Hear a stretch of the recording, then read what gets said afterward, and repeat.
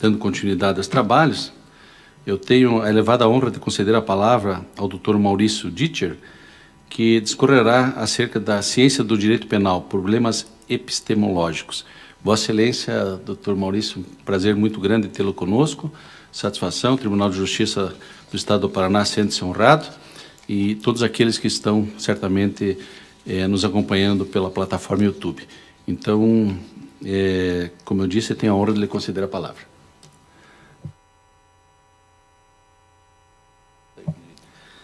Muito obrigado, desembargador. É um grande prazer participar de iniciativas acadêmicas do Tribunal do meu estado, né? Eu sou um curitibano e, por extensão, um coxa branca empedernido que encontrou refúgio na Universidade de São Paulo, mas eu tenho raízes muito vinculadas aqui, especialmente aqui nessa região, né?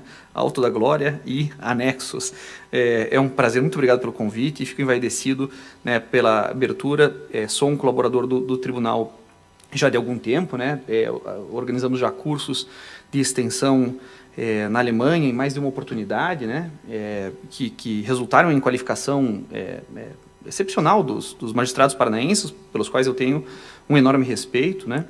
Milito também nesse tribunal, embora não com a frequência talvez que eu desejasse, e reconheço aqui um apuro técnico que não encontra muito equivalente país afora, né? E acho que isso também pode ser tributado aos esforços que se ordenam a partir daqui de permanente qualificação, né?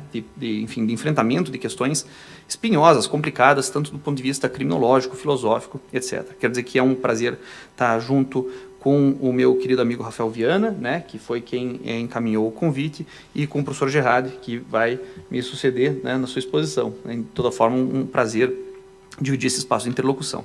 Eu tenho um problema teórico a enfrentar, que é bastante complexo na sua proposição. A minha função como professor talvez seja apresentar essa questão, que parece até um pouco diletante, né, um pouco não exatamente prática, de uma maneira didática, né, quer dizer, trazer à terra essa discussão para que ela evidentemente possa preencher um espaço prático de alteração de decisão ou de prumo técnico, né? E eu quero já de início fazer duas referências teóricas, né, de onde se pode desenvolver um pouco essa perspectiva que eu apresento agora, né?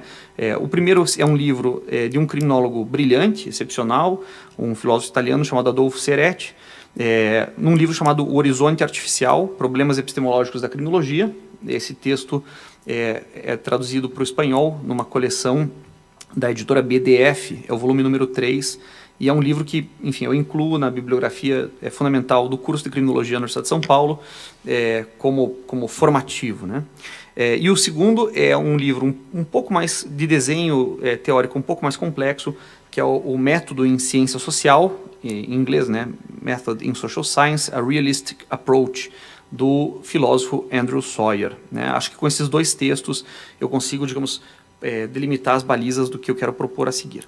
Bom, também tem na minha exposição um tom de provocação, né? Isso é próprio talvez do campo criminológico, que desafia o campo penal com bastante ceticismo, né? Ao direito penal são dadas atribuições que ele historicamente não consegue cumprir, né? Uma delas, por exemplo, né, é a diminuição do número de crimes, né? O Brasil enfrenta desde o final dos anos 90 o que nós chamamos de giro punitivo, né? O giro punitivo, que afirma a centralidade da questão do crime no cotidiano. Basta pensar, desembargador, que não existe, né, nenhuma decisão existencial hoje que o cidadão brasileiro tome sem envolver a questão criminal, né? Assim, de que roupa eu vou vestir, como é que eu vou até o trabalho, aonde eu vou morar, né, que relações que eu vou estabelecer.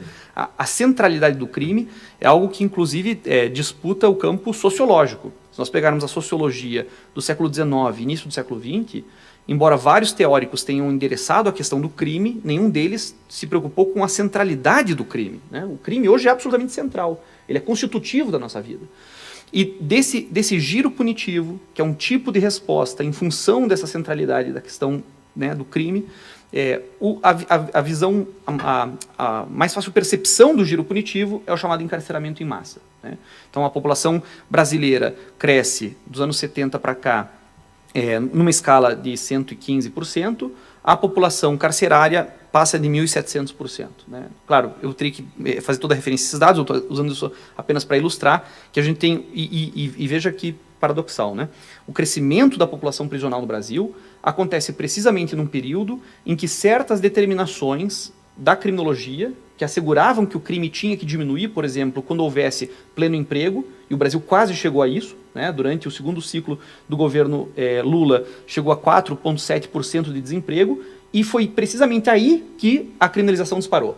Né? Quer dizer, veja, não coincide a prescrição criminológica, a expectativa era de que o crime iria diminuir com a distribuição de renda, com certas formas de mobilidade social, não foi isso que aconteceu. Né? Onde acontece o giro punitivo não foi, por exemplo, conforme o vaticínio dos criminólogos críticos, durante o que a gente chama de consolidação do neoliberalismo, né? que era remetido, claro, aos governos do PSDB, né? Do primeiro ciclo da redemocratização. Não, onde aconteceu o giro punitivo, apesar dos prognósticos de Luc Vacan e tantos outros teóricos críticos do neoliberalismo, foi no neodesenvolvimentismo do governo PT. Então isso é o primeiro dado, né? A gente é obrigado a lidar com a centralidade do crime nesse período de encarceramento em massa, de giro punitivo, de ampliação da esfera penal, né? Basta ter em conta, por exemplo, que uma conta do Ministério da Justiça, que calculou o número de crimes em abstrato até 2012, era o chamado Cispenas, uma combinação lá no Ministério da Justiça com a Fundação Getúlio Vargas, eles contabilizaram 1.688 tipos legais. 1.688 crimes na legislação brasileira. Né? E desde então só aumentaram o número de crimes. Né? A gente hoje tem quase qualquer legislação sobre, por exemplo, direitos de pessoas que têm algum tipo de restrição, por exemplo, o Estatuto do Idoso, políticas ambientais, sempre vem com um extra de criminalização, né? Trazem crimes. Então, além disso, além de a gente ter 1.688 formas de punir até 2012, de 2012 para cá, temos mais crimes ainda. E aí a gente perdeu a conta, né, de quantos crimes existem. E, no entanto, desembargador, esse é o dado notável, né? Desses 1.688 crimes, só 5 crimes vão determinar quase 90% da população penitenciária masculina. Quer dizer, eu tenho 1.688, no mínimo, né? 1.688 formas, né, motivos para prender alguém. Mas só 5 crimes vão capitalizar todo o esforço, por exemplo, do Poder Judiciário, do Ministério Público e da Polícia.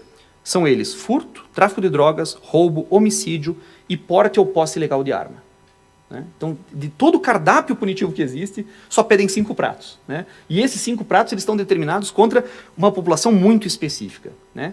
que se reproduz, né, nos lugares em que o próprio Poder Judiciário brasileiro já afirma que é inconstitucional, um espaço que não é compatível com a ordem constitucional, né? Digamos, por maior que seja o esforço, e eu conheço bem, por exemplo, as iniciativas do desembargador Rui Mugiati e tantos outros que se esforçam em melhorar a questão carcerária, mas é um pouco, né, tentar evitar as cataratas do Iguaçu com um balde, assim, né? O drama carcerário é de tal monta que as melhores iniciativas, por mais elogiáveis que sejam, e sabem disso, né, não conseguem transformar essa realidade. E esses determinadores sociais que compõem essa população criminalizada em função desses crimes são, por ordem, né? Primeiro determinados por gênero. É o encarceramento de homens. É o encarceramento de homens pobres, de homens pretos e pardos e com ensino fundamental completo ou incompleto. Então estamos falando de homens, né, de adultos entre 18 e 29 anos que não têm o equivalente de estudo que uma criança de 14 anos tem. Ou seja, qual que é a utilidade social que se pode pensar a partir do aprisionamento deles e do que vai sobrar desse polo. Então, eu só estou situando isso para dizer o que significa fazer um debate epistemológico, se não consciente do horizonte em que ele se inscreve. Né? O Brasil tem um problema. Ele tem presos demais. Ele precisa urgentemente diminuir o número de presos. E para isso a gente tem que estabelecer qual é o lugar que cabe ao direito penal nesse espaço. Se o direito penal vai ser um catalisador desse processo de encarceramento em massa, ou se ele vai conseguir ser um anteparo, um limite. E nesse ponto, eu me sinto bastante privilegiado, porque estudo criminologia há bastante tempo, né?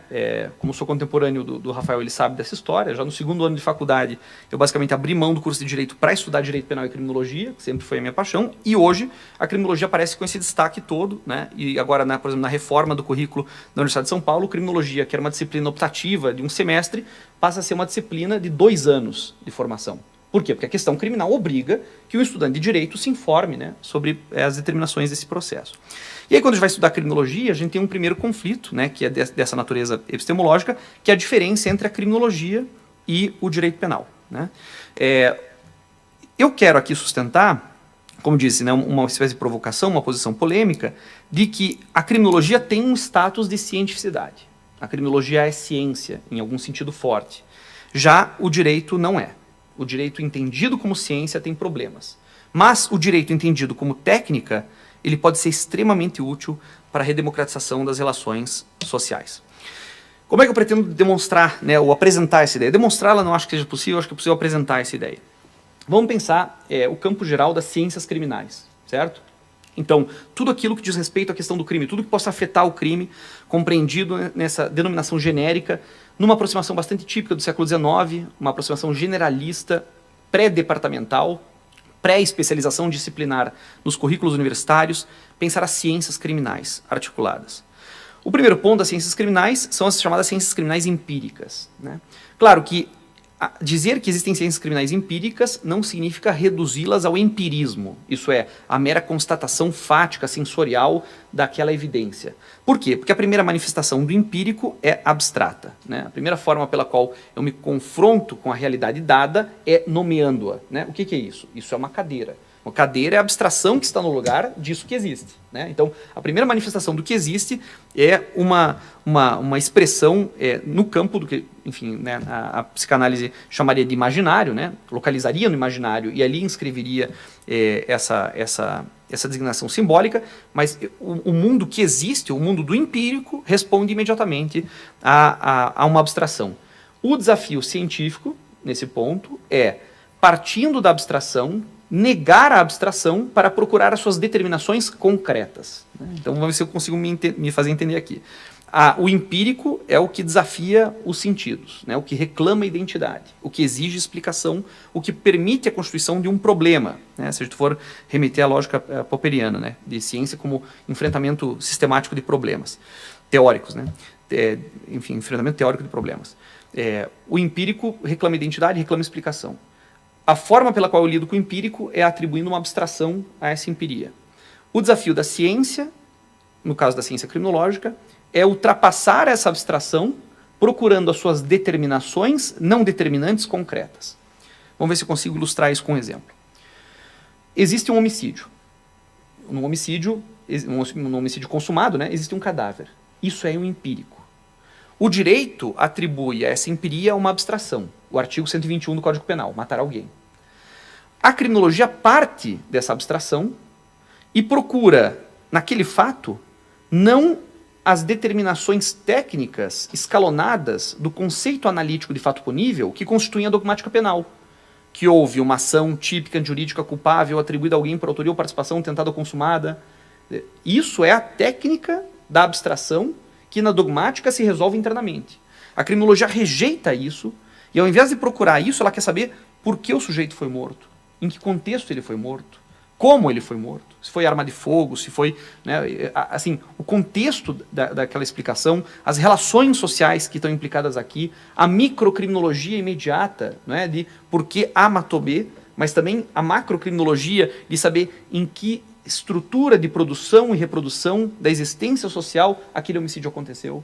E ao procurar essas determinações, a criminologia tem um fôlego maior de partida, porque ela pode recorrer a um arsenal conceitual teórico muito maior do que o direito penal. Por mais que o direito penal seja burilado pela mais refinada dogmática penal alemã, né, por mais que ele seja tecnicamente elaborado assim, num esforço incrível de fazer isso funcionar como um relógio suíço, sem nenhum tipo de imperfeição, imediatamente a criminologia já tem uma vantagem comparativa, porque ela pode recorrer a todas as ciências para poder explicar aquele fato na sua concretude, né, a partir da abstração. Então eu posso recorrer à história, eu posso recorrer à filosofia, eu posso recorrer à antropologia, à biologia, à química, à filosofia política. Posso procurar na sociologia, que é o seu campo preferencial, as explicações sociológicas do homicídio a partir do padrão dos homicídios numa cidade, num estado, num país. Então, o ponto de partida, veja que interessante isso, né? O ponto de partida das ciências criminais empíricas, ele coincide com as ciências criminais normativas. É o fato de que existe uma norma criminalizadora. Mas como o objeto da criminologia é a dinâmica do processo de criminalização, desde a criminalização primária, que é a criação do tipo legal que incrimina aquela situação, até a atuação das agências de repressão, que envolvem na ponta a polícia, passando pelo Ministério Público, pelo Poder Judiciário até a execução penal, como ciclo completo da repressão, e a reação social envolvida nessa dinâmica, a criminologia consegue escapar da mais ensimesmada e restrita discussão dogmática penal. É por isso que eu acho que os estudantes de direito acabam todos se apaixonando pela criminologia, porque ela é uma tremenda porta de entrada para uma pesquisa transdisciplinar. Né? Aqui eu estou sendo um pouco preciosista, não falo apenas de interdisciplinaridade, no sentido de recorrer ao arsenal teórico de outras, digamos, outras disciplinas, mas poder, a partir de um trabalho colaborativo de outras disciplinas, delas próprias, poder estudar um fato criminoso. Por exemplo, basta pensar todo o campo criminológico que a psicologia desenvolve naquilo que a gente conhece como criminologia clínica, né? Isso é um campo vastíssimo, por exemplo, que estuda a heurística de julgamento, né? Por que os juízes decidem como decidem, né? Claro que, do ponto de vista formal, decidem em base à lei, em base à Constituição, mas isso não explica as decisões do cotidiano na sua complexidade. Existem outras determinações, né? Existe a pressão social, existe a expectativa social, existe a interface corporativa, né? Existe a idiosincrasia das próprias emoções, né? E bastaria, por exemplo, pensar na vida de um magistrado que, no fim da carreira, possa ter orbitado por diferentes posições político-criminais. Então, só para mencionar um campo, né, da riqueza que o campo criminológico abre. E é melhor ainda, por quê?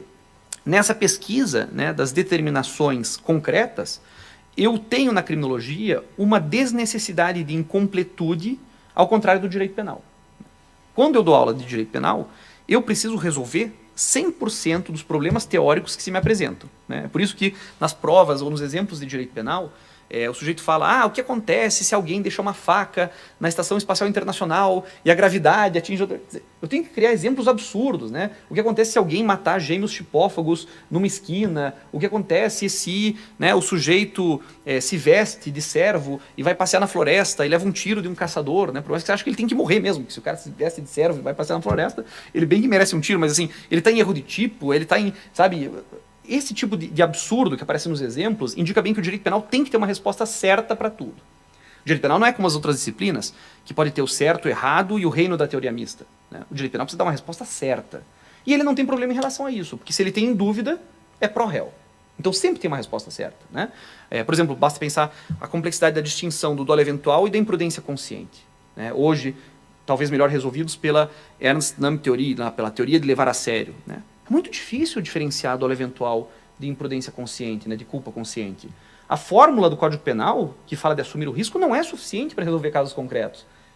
Mas a ciência tem que resolver isso, e se não resolver num caso específico, a gente sabe qual a posição certa. É a favor do acusado, né? Porque você não pode relativizar as categorias da dogmática penal no processo de significação de culpabilidade contra o acusado. Já a criminologia não precisa ter respostas absolutas, né? Ao pesquisar as determinações, por exemplo, do uso de substâncias psicoativas, eu não preciso ter respostas definitivas. Precisamente por quê? Porque como de início o crime é um fenômeno multifatorial, o que a gente descobriu nos últimos, nas últimas 3 décadas, é que o próprio objeto da criminologia, ao contrário do objeto do direito penal, ele não resiste a um exame de contradições internas que não apresente determinações próprias. Vamos ver se eu me explico melhor. O crime da criminologia não é um crime que se encerra com a abstração do que está no código, ao contrário do que acontece no direito penal. Na criminologia, o conceito de crime também é visto como processualidade. O crime é o resultado de um processo de criminalização. Então eu tenho que explicar processualmente a dinâmica de um processo de criminalização que em si é processual. Isso é o que a gente chama de fenômeno complexo, porque as determinações exógenas e endógenas do objeto entram em conflito e, às vezes, quando você prescreve uma medida de política criminal que deveria diminuir o número de crimes, ele aumenta. Deixa eu dar um exemplo para que não fique assim tão, né, abstrato. Vamos supor que naquela pesquisa do homicídio, a criminologia descubra que a maior parte dos homicídios acontece em ambientes pouco iluminados, certo? Naturalmente, a prescrição, digamos, de curto-circuito que vem aqui é dizer, bom, então tem que melhorar a iluminação pública. Aí o prefeito vai lá e faz um acordo e compra centenas de lâmpadas de LED, né, que melhoram a iluminação naqueles espaços onde acontecem homicídios. Só que a expectativa se frustra e o número de homicídios aumenta. Mas como é que é possível isso? É bom, porque antes o sujeito se escondia na escuridão, agora fica fácil fazer mira até longe, que está tudo iluminado. Mas quem poderia prever isso? Se eu digo, vamos supor, ainda, né, avancemos, olha, o que falta é policiamento ostensivo. Aí eu pego 2 policiais em patrulha e coloco um policial em moto. E aí eu pego 2 eu pego 2 em uma patrulha e faço patrulha em moto. Só que daí esse policial deixa de ser um vigilante e passa a ser um alvo. Quer dizer, eu aumento o problema, eu não diminuo. Então, a lógica prescritiva, né, a capacidade prognóstica da criminologia, ela falha com muita frequência. Nisso os criminólogos são muito parecidos com os economistas, né, que nunca conseguem prever as crises, elas sempre acontecem quando já é tarde, quando as contradições já aparecem. É muito difícil perguntar para um criminólogo, tá, o que eu faço para diminuir o número de furtos? Olha, a criminologia é uma ciência que tem a história por referência. Eu sei o que dá errado, mas eu não sei exatamente o que funciona. Essa experimentação criminológica, mesmo baseada numa criminologia mais ou menos acrítica da teoria da decisão racional, ela é muito ruim em prescrição. Muito ruim, né? Um outro exemplo que é historicamente daí sim é muito correto, nos anos 50 e 60 dos Estados Unidos, em que existe um aumento na renda de todos os estadunidenses, né? Claro, eles saem com uma posição muito privilegiada da Segunda Guerra Mundial, um parque industrial intacto, uma classe trabalhadora socialmente integrada. Quando aumenta a renda de todo mundo, do rico, do pobre, etc., qual a expectativa nos crimes patrimoniais? Que eles vão diminuir, certo? Vai diminuir o furto. Não, foi o que aconteceu. Houve uma explosão de crimes patrimoniais. Por quê? Porque esse período coincide com o aumento da quantidade de bens à disposição para serem subtraídos. A linha branca, automóveis, a mobilidade feminina na inscrição no mercado de trabalho, que deixa esses alvos sem vigilância. Então, a expectativa de que o aumento na renda pudesse coincidir com a diminuição do crime, não só não acontece, como acontece o fenômeno oposto. Há uma explosão do crime patrimonial nos anos 50 e 60. Veja como, na criminologia, portanto, não é possível você pensar isso como várias variáveis de peso relativo em relação ao objeto. Por quê? Porque mesmo que eu tire uma variável pesada, como por exemplo a desigualdade social no crime patrimonial, isso não assegura que não vai aumentar o crime. Por isso que para nós, por exemplo, entre os que defendem a urgente descriminalização da produção, comércio de todas as drogas, de todas as substâncias psicoativas, eu não posso garantir como criminólogo que isso vai determinar a diminuição da violência. Eu tenho bons motivos para achar isso, mas eu não consigo antecipar essas relações. Por quê? Porque elas vão se reconfigurar no tempo e no espaço, não de maneira absolutamente imprevisível, mas numa nova relação que vai exigir novos estudos que projetem novas expectativas para o futuro. E é precisamente esse caráter precário, de previsibilidade difícil, de pouco alcance prognóstico, que define a cientificidade da criminologia. Portanto, na sua falha, na futurologia, na previsão, que ela tem o seu maior mérito científico, porque ela é obrigada a ceder diante da evidência e a se reformular diante das contradições. Já o direito penal não precisa fazer isso. O direito penal consegue sustentar a hipostasia dos seus conceitos, mesmo apesar das evidências. Quantas vezes os juízes, os magistrados, já não olharam para a lei e acharam, olha, não é a melhor solução, mas é a solução legal. E estavam limitados, por definição legal, aquilo que a dogmática penal e a lei penal, dentro do limite normativo da Constituição, autorizam a fazer. Essa impotência relativa, determinada pela força normativa do campo científico do direito penal, é o que produz o seu rebaixamento. É o que indica que a melhor dimensão do direito penal é técnica. E com isso, eu já posso caminhar para o encerramento. Dizer que o direito penal é técnico e não científico não é uma forma de apequená-lo, de diminuí-lo. Pelo contrário, é registrar que a sua importância é precisamente quando ele consegue se opor à realidade com critérios de excelência performáticos. Por exemplo, quando alguém diz de maneira vulgar que o sujeito é coautor do fato, e você diz, olha, ele pode ser coautor de acordo com o limite do que está definido no Código Penal. Mas de acordo com a mais refinada dogmática penal, que inclui, por exemplo, a teoria do domínio do fato, a posição de autoria não é definida apenas pela colaboração causal no crime. Ela é definida pelo controle do início do curso causal ou a capacidade de sua paralisação. Portanto, pessoas que colaboram para o fato, mas não têm capacidade de dar início à execução do fato típico ou de interromper o seu curso, não são autores e, portanto, não são coautores, mas são partícipes. E a participação é definida pela cumplicidade ou pela instigação. A cumplicidade como ajuda material dolosa a fato doloso alheio principal. E a instigação como a criação digamos, o fundamento subjetivo da ação principal.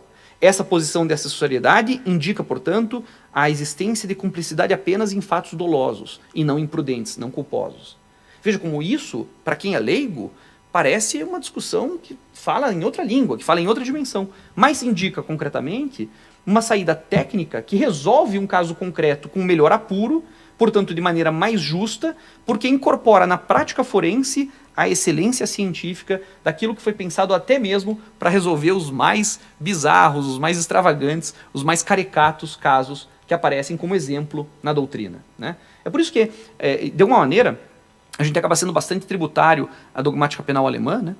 Porque, em boa medida, os alemães se comprometeram a resolver todos os problemas do mundo por meio de dogmática. Claro que eles vão fracassar nisso, porque a realidade ultrapassa muito, né, a imaginação penal.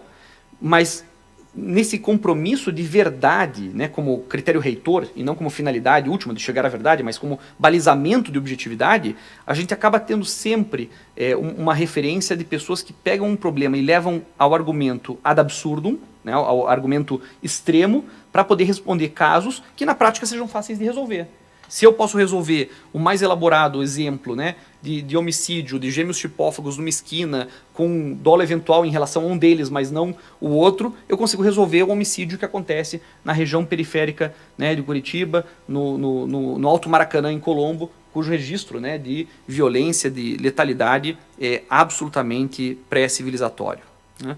Então, nesse ponto, e com isso eu encerro, né, o que eu gostaria de convidar a todos, né, especialmente aqui, considerando que eu estou entre magistrados e na escola dos magistrados, né, dizer que, e para aqueles principalmente que se formaram, né, nos cursos de direito antes da década de 90, principalmente, né, quero convidá-los a voltarem a pensar programas de estudo em criminologia, para que tenham o direito de se encantar pela criminologia, como tem meus alunos, né, de graduação, aí de 20 e poucos anos, para que percebam a clareza científica do campo criminológico, como que ele supera uma série de preconceitos, como que ele abre possibilidades de políticas públicas de segurança que não envolvam o uso do poder judiciário, quer dizer, que, portanto, permitam que o judiciário exerça o seu papel contra-hegemônico de limitação da violência, apesar da pressão social que reclama punição, como se isso fosse solução para uma coisa, já que na criminologia a gente não sabe o que dá certo, mas a gente sabe o que dá errado, e a verdade é que prender não tem ajudado,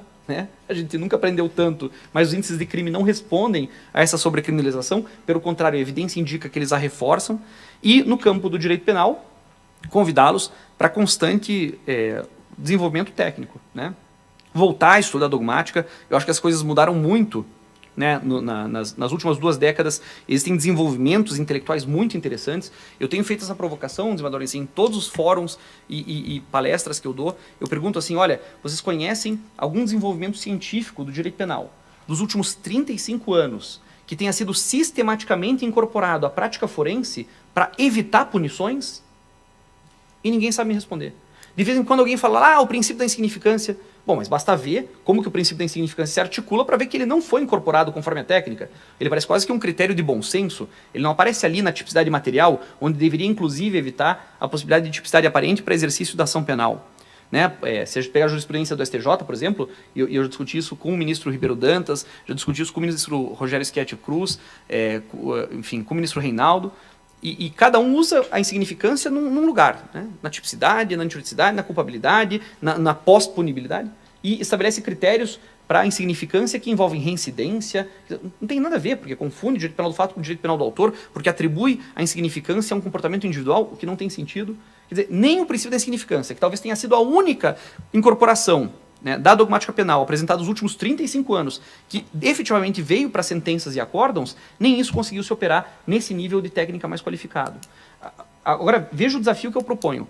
Pensemos, por exemplo, o conceito de culpabilidade por vulnerabilidade do Zaffaroni. O melhor conceito de culpabilidade já apresentado em toda a dogmática penal mundial. O único conceito que eu posso dizer que é científico de culpabilidade, porque ele não é abstrato, não supõe a livre decisão do sujeito, ele supõe, concretamente, a seletividade do sistema justiça criminal como elemento essencial e a distribuição desigual dos processos de criminalização e utiliza essa distribuição como critério compensatório. Ou então a teoria do domínio do fato, que mesmo quando o Supremo Tribunal Federal usou de maneira errada, porque ele usou para generalizar a hipótese de imputação individual e não para restringi-las, que é o objetivo central dessa teoria. Ou então vamos pensar na imputação do tipo objetivo dos crimes dolosos de resultado a partir da teoria da criação e realização do risco, que é um critério complementar à causalidade e não substitutivo, e portanto ele torna mais difícil atribuir um fato a alguém e não mais fácil. Ou aquela discussão que a gente recém fez agora da distinção entre dolo eventual e imprudência consciente, ou culpa consciente, que trabalha muito melhor num nível técnico mais elaborado. Isso não está nas sentenças, isso não está nos acórdãos. E isso cria aquele chamado abismo entre teoria e prática. O problema é que, se a prática não assimilar a teoria, ela vai ser uma prática empobrecida. Ela vai acabar reproduzindo uma espécie de praticismo. E o meu medo maior, o risco acho que a gente tem hoje nas ciências criminais no Brasil, é que esse praticismo jurisprudencial acabe se transformando em ciência pela imposição de poder que acompanha o poder que a magistratura exerce.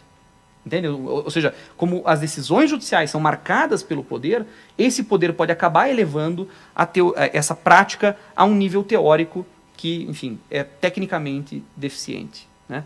E aí, encerrando, para apontar um dos problemas disso. Pensem, por exemplo, como é absurda a definição da colaboração premiada, da chamada delação, de negócio jurídico personalíssimo. Isso é um absurdo. É claro que não pode ser isso.